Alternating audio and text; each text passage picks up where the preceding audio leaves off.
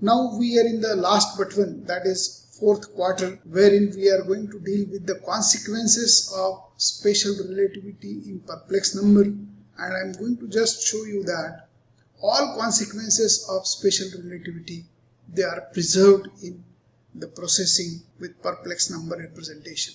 Let us suppose that we have an observer A in inertial frame S and records an event Z which is ordered pair CTR. The observer B in frame S dash records the same event, the same physical event, by notation Z dash having ordered pair CT dash R dash. And I want to mention that the frame S dash is moving with velocity V1 with respect to frame S.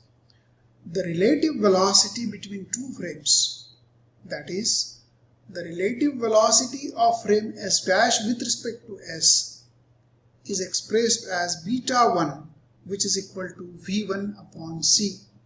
That is obviously with respect to observer A.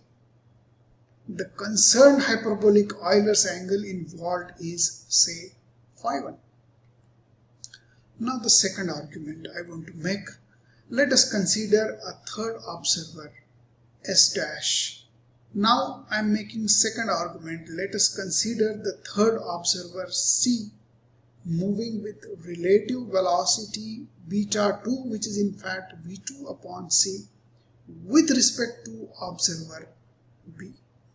I am considering another observer which is moving with respect to frame S dash. Now the concerned hyperbolic angle is phi 2, which is with respect to S dash.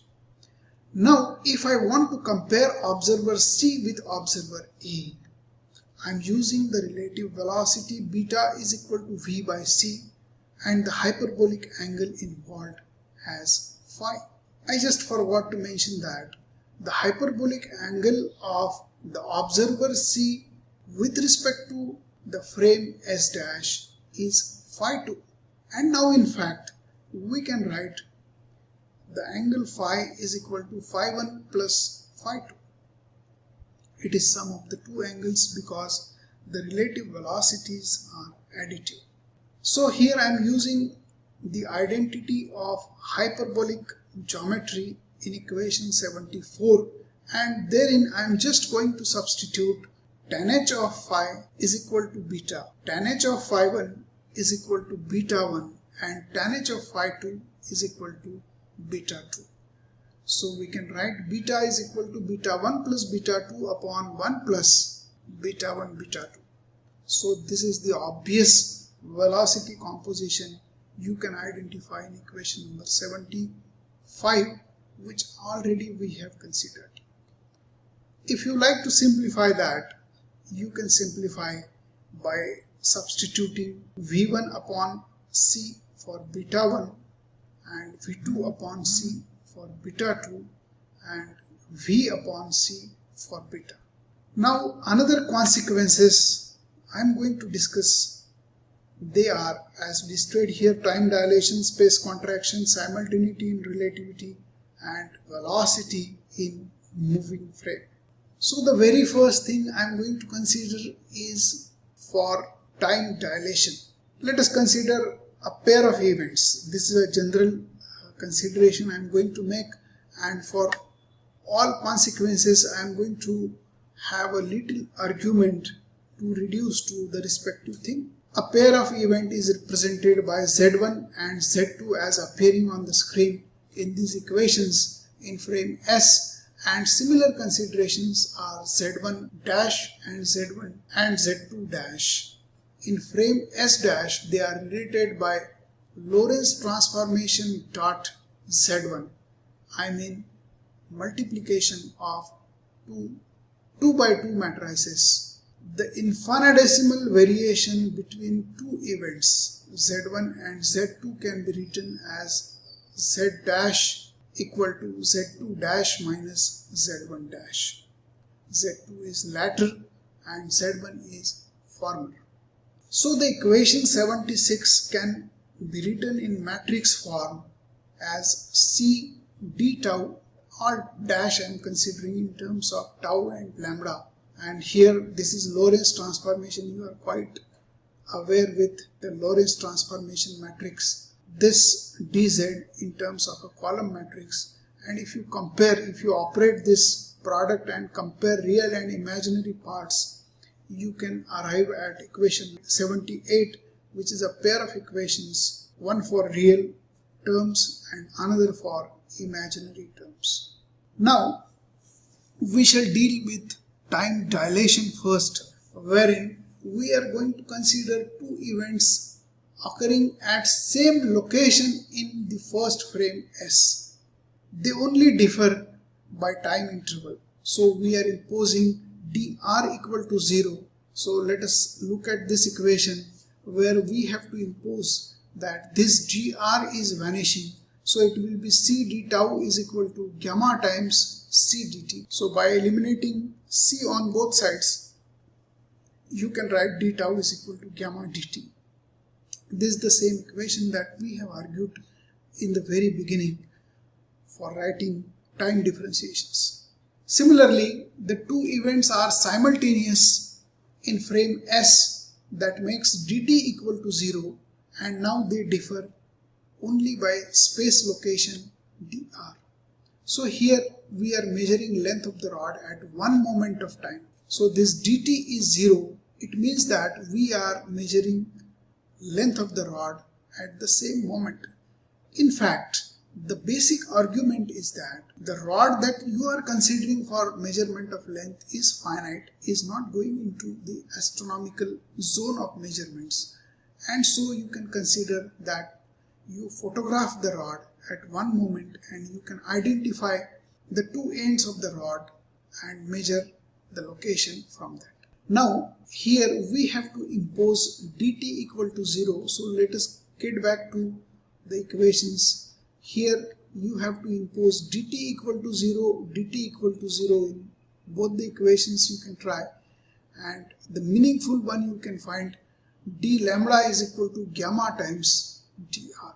Here let the observer in frame S dash measures length that is stationary relative to the rod. In fact, here the observer we normally claim in frame S. This time we are claiming ourselves in frame S dash, and we measure, and what we measure is proper length.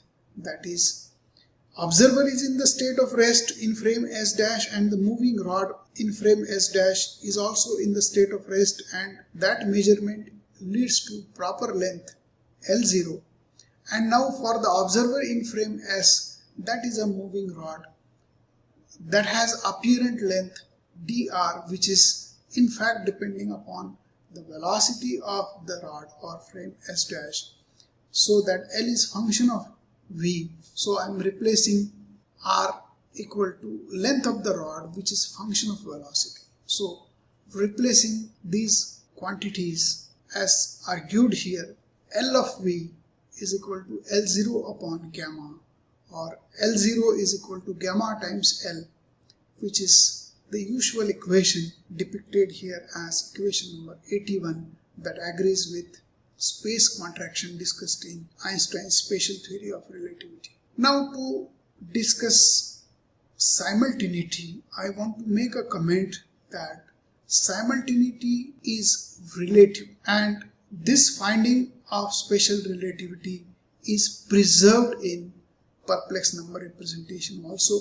So the pair of equations which we have obtained out of comparison of real and imaginary part, here I am rewriting as equation 82, and here I want to argue that the two events are occurring at two different space locations and are simultaneous in frame S. So we are imposing dt is equal to 0 and dr not 0.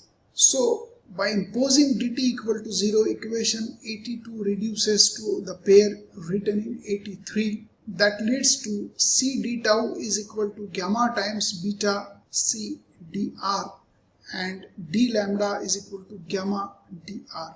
From the former equation you can identify that d tau is gamma beta dr. So d tau is not 0. for d tau to be 0, dr has to be 0. It means that if the events are occurring simultaneously as well at same location in one frame, then they will be simultaneous for all inertial observers. So this phenomenon we have called technically as simultaneity is relative, and the relativeness of simultaneity is preserved in perplex number representation also. Now the last component, velocity in moving frame. To add velocities, we consider a physical situation according to the inverse Lorentz transformation operated on dz dash to obtain dz, and we can write equation 85 as matrix version of the inverse Lorentz transformation claimed in 84, and again we can compare real and imaginary parts. And now for obtaining velocity, we shall divide the later of equation 86 by former of equation 86, and we shall substitute d lambda by d tau as u dash, that is velocity in frame s dash, which is function of tau, and dr by dt as velocity in frame s expressed as u of t. And if you substitute that after dividing later by former of 86, you can obtain a single equation 87, which is the composition of velocity. So we have arrived to the composition of velocity in 3 different ways.